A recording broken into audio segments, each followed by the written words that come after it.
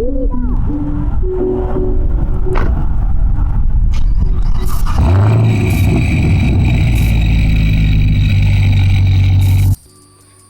at it again with another one, man. In today's video, I'm gonna show you guys everything that's been done to the car. So far, I went and installed the Alky Meth control kit. It was a dual nozzle, a size 10 and a size 15. I went and bought a wideband from AEM, the X series that was recommended by the tuner, with the ODB2 adapter in it, so that way he can he'll be able to log everything through the AEM wideband. Did a few other mods, you know, small things. I'm gonna go ahead and show you everything that's done and then give you a walkthrough. Today I did a couple of pulls. Well, started last night. I did a couple of pulls with the car. You know, he wanted to, you know, check everything, make sure the meth was working, the pump was working before we took it to the dyno. Last night we had a few hiccups. The pump got cut on, but it would not spray, and that's because I was supposed to tweak the PAC. That way, the controller would be able to know when to cut on, at what boost to cut on, and at what boost to let off. My tuner recommended for it to cut on at about 2 pounds of boost and max out at around 8 pounds of boost. That's what he wanted. So took the car back to the guy that installed it for me.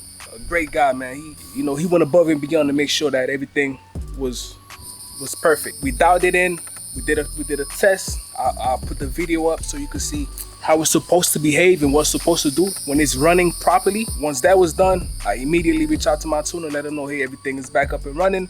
Did a couple of pulls in Mexico. Now the car's, you know, it's getting there. I'll tell you one thing though, it's not the same car that I've gotten used to driving. It's a lot more faster. I can definitely tell the meth is the way to go.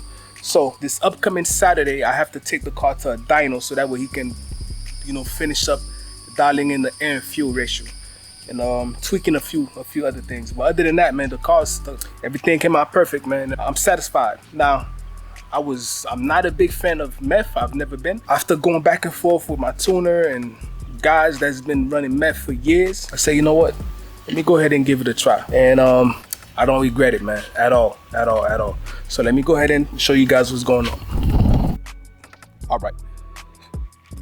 So first, we'll start with the inside. And please don't mind me, the car's dirty. I didn't have time to clean. I just wanted to get this tune done and everything ironed out.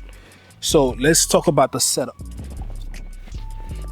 Now, you see, most guys, when they do a Alky control or any type of meth kit, right? They always drill into the dash to install the LED lights. Why would I damage you know, what if, you know, someday I want to sell a car? Nobody wants a hole in the dashboard. So I spoke with the installer. I told him, look, man, if I need it to be a little bit more cleaner and more pleasing to the eyes. I don't want it anywhere over here. So he did something that I never thought about. Just so I could show you exactly what he did. Hold on. There we go. You see where he installed an LED light? Right in the bezel. And it's right there in the little notch. As you can see there's notches in the bezel. And right in between the notch, he placed the LED lights. That's perfect placement. Now, hold on, let me start the car. It's hot. And just so you could hear, you know, what it sound like. That was terrible. It's not loud at all because it's hot, but. All right, so as I was saying, so this the AEM wideband, and with that, I didn't want to get the vent pod because it's just too much going on, and I wanted a simple and clean setup. I didn't want my car to be, you know, I didn't want it to be obvious to people that, oh man, he's done a lot to his car, or he's doing this or not. My goal was to build a car that still kept its stock appearance, but pack a big punch. So when somebody looks at my car, I don't want them to go, oh yeah, that car has a lot of work done to it. Oh, that car is a supercharged, or that car is this. I didn't want that. So I wanted a clean setup, and that's exactly what we did. And we installed an AEM gauge right here, and I went through hell and back. Trying to get the pod that goes for the AC vent. So this is the original. This is the original vent, and this is the aftermarket. I went through hell and back. Now, by the way, this right here is 3D printed, but you can't find it nowhere. There's only one company online that I've seen that makes them, and they're expensive. It's not cheap, but other than that, it's very, very hard to find you a pod from anywhere. I don't get it, but that's part of the game. That being said, we good. Now the AEM is installed. Now I can know what my air to fuel ratio is. I can know, keep an eye out on what's going on. The meth LED indication is right here, so when the pump is running, it'll turn red, then turn green to let me know it's working properly. So I'm all good on that. Now let me go ahead and show you what's under the hood.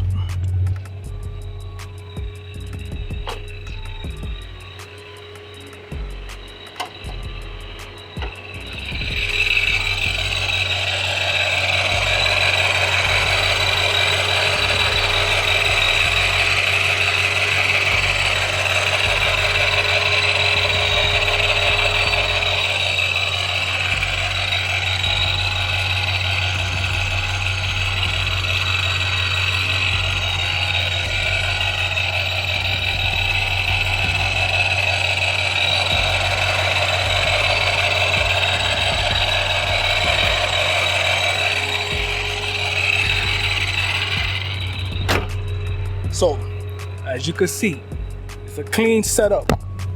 All right. So yeah, you know, it's a pretty neat setup, man. It's not bad at all. I'm very, very happy with the decision I made. The car runs good.